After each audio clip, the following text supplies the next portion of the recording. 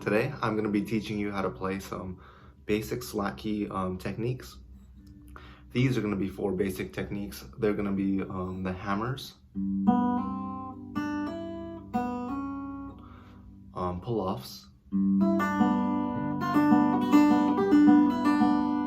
chimes,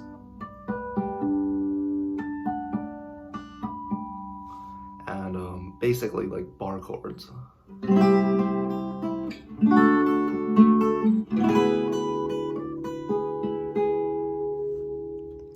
So let's take a closer look at what a hammer is. It also is called a hammer-on. And basically, we'll just take the first string, for example. I'm gonna pluck it, open without any hands on. That's what it should sound like. And now, before the sound goes away, I'm going to hammer onto a fret.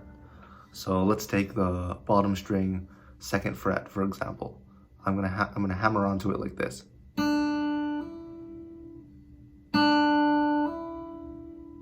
So notice I'm plucking the chord, and my finger is going to hammer onto that fret before the sound goes away. So I'm going to pluck it open and then hammer on.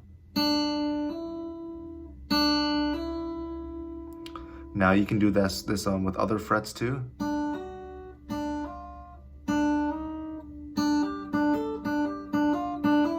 Other strings.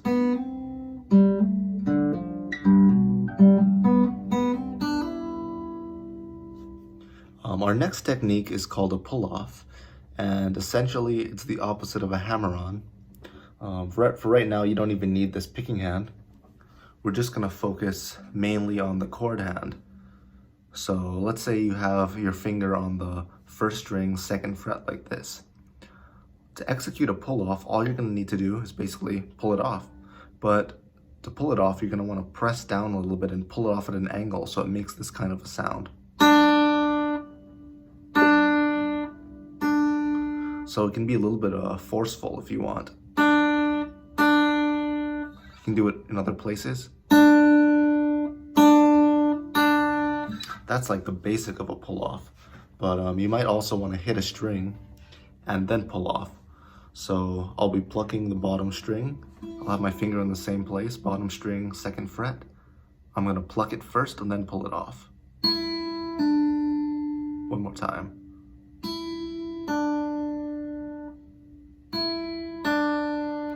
So the main difference is that in a hammer-on, your finger isn't on the string at the beginning. Your finger is coming onto the string. But with a pull-off like this, you're starting with your finger already pressing down on that string on that fret, and then you're gonna pull it off. So, and you can do this all up and down the fretboard. Once again.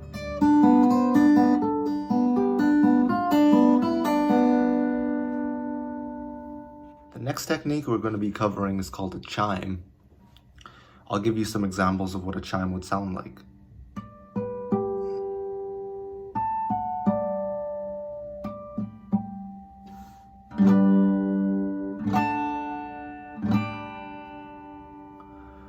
So when you want to execute a chime, there's 4 main places on the fretboard that you can do it. Just remember those 4 places are 12th fret, 9th fret, 7th fret, and 5th fret. The hardest is definitely the 9th in my opinion. The 5th is pretty difficult as well. 7th isn't too bad, it's pretty good. Comes out pretty clearly. But the 12th definitely will come out the most clear. And so that's why we're going to be starting with practicing on the 12th. So remember the 12th fret, if you have fret markers like mine that are dots, the 12th fret will have 2 dots like this. And basically to execute a chime, all you're going to want to do is take your chord hand, take your ring finger, and take the outside edge of your ring finger, which is the pinky side, and you're going to want to rest that real gently on top of the strings over the 12th fret. Now the real trick comes when you don't want to rest your finger exactly over the middle of the fret. You actually want it towards the back end, right over that middle bar right there. You don't want to be pressing down hard, you just want to rest it on there gently, and you can try plucking the strings.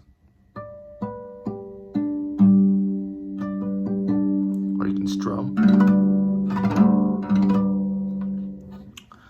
So that's the real trick, is putting it over the metal bar. Let's take the 7th fret for example too. When I say do a chime on the 7th fret, you don't actually want it over the middle of the fret. You also want it towards the back end over that metal bar. So the metal bar that's separating the 7th and the 8th fret. So I say 12th, not over the 12th fret, but over the bar that separates the 12th and the 13th.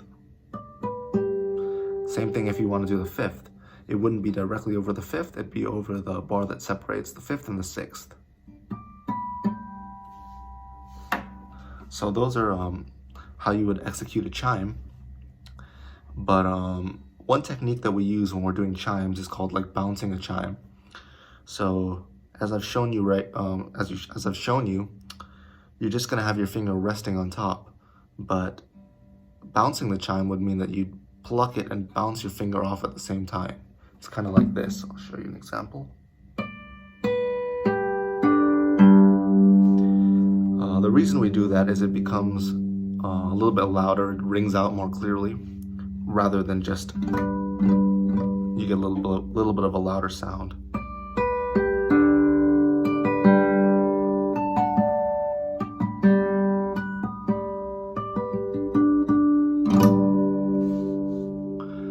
Now it takes a little bit of practice to get the timing right. It took me a little bit. You just want to be plucking it the minute you touch the string.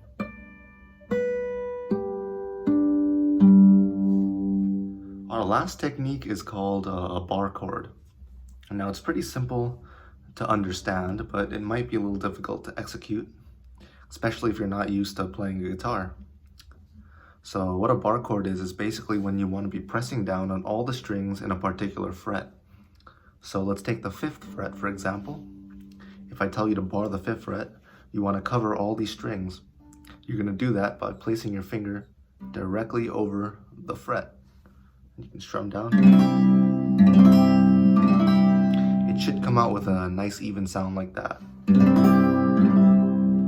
So if I say bar the 7th, it's this one.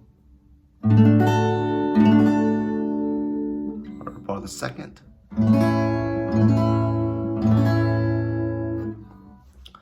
Easy enough to understand, right?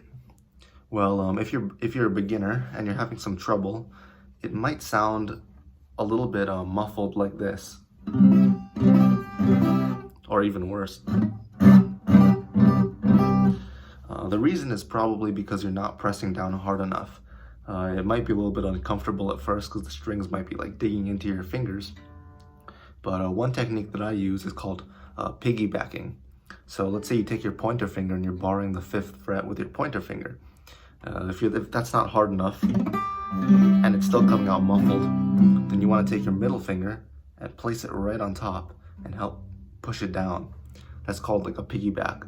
So it should come out more clear. So once again, you want to bar the 9th fret for example. If this is not, if you're not pressing down hard enough, and you get that weird sound, piggyback it. Comes out just fine. So just a closer look, press down with your pointer and put your middle finger right on top and push down.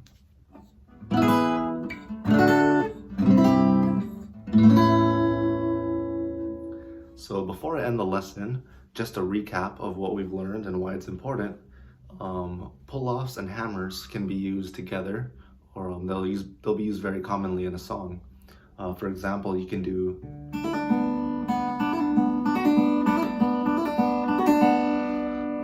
those are just little things that are combinations of hammers and pull-offs. So you're doing a hammer on first, and then you're pulling off.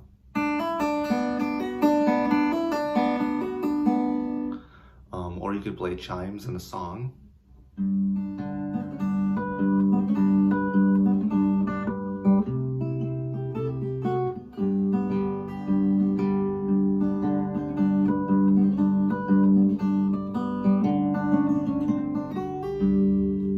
Or barre chords.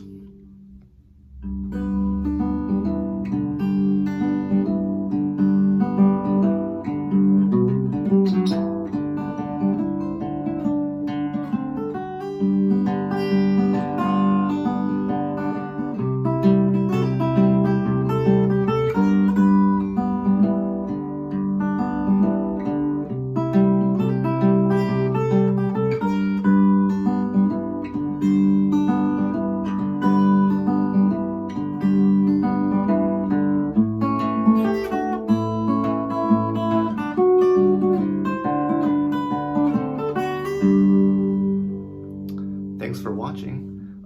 Give this video a thumbs up, subscribe, and leave a comment if you have any questions. See you guys next time.